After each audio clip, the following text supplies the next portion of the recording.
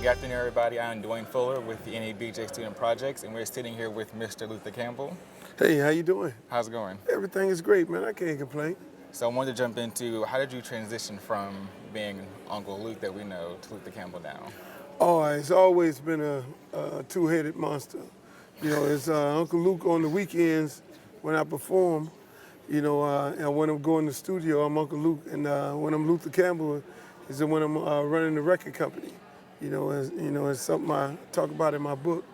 You know, the two different people. Mm-hmm. You know, you're Luther Campbell every day, the individual who has to, manage this company, run it, develop new talent. You know, from the Pit Bulls to the Trick Daddies to the H-Towns of the world. You know, and promote and market that stuff. And then that's the same guy who has to fight the Supreme Court. Fight in the Supreme Court. So, and then Uncle Luke is the one who turn up, turn down, whatever you want to call it. I get it in, go hard. Awesome. So we know that you wear many hats. So could you discuss how you got into journalism down in Miami?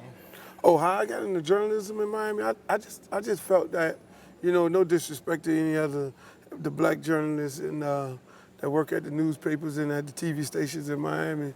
I just felt like it wasn't nobody talking from the black perspective. Mm-hmm. Only maybe one or two people. Audra Birch, she speaks from the black perspective, and Jackie Charles, she speaks, from the Haitian perspective. So I felt like it was a whole gap of people that was underserved, and by them working at a major newspaper like Knight Ridder, and me working at a paper that I could just let loose, the Miami New Times, it's just easy for me because we all got something to say about what's going on in the community, and I was just happy that they allowed me to be able to say the words that I want to say. They don't edit me. I go hard because I tell them I don't want no money, don't pay me, so they let me do what I want to do. It all works out.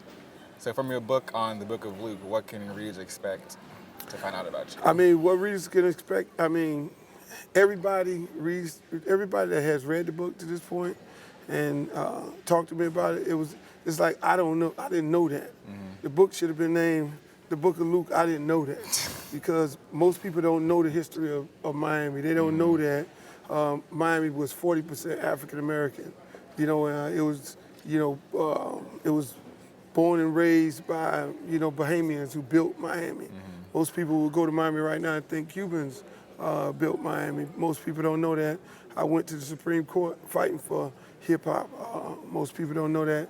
I was the first artist to be banned and record to be found obscene and have to fight that, because if I didn't fight that fight and win that fight, then they could have determined each any one of these artists that's out today right now and said, hey, fits the precedent, there's case law, and they would have been able to ban the Lil Waynes and everybody else of the world. Okay. So, I'm happy to be able to tell my story, because I'm like the Rodney Dangerfield of the music business. Russell Simmons, they talk about him all the time.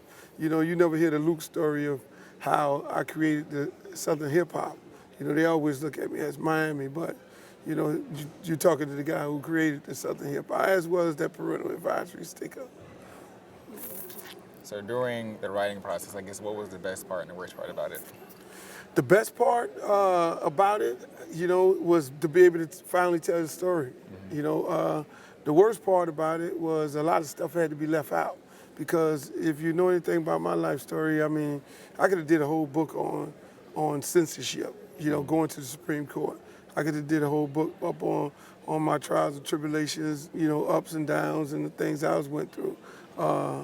And I could have just did a whole book on University of Miami and why did I feel responsible for paying football players and that controversy. All those things were like at the forefront of, it was on every nightly news, you name it, headlines. So, it was just a matter of putting it all together and being able to tell a story where people can really, really appreciate it.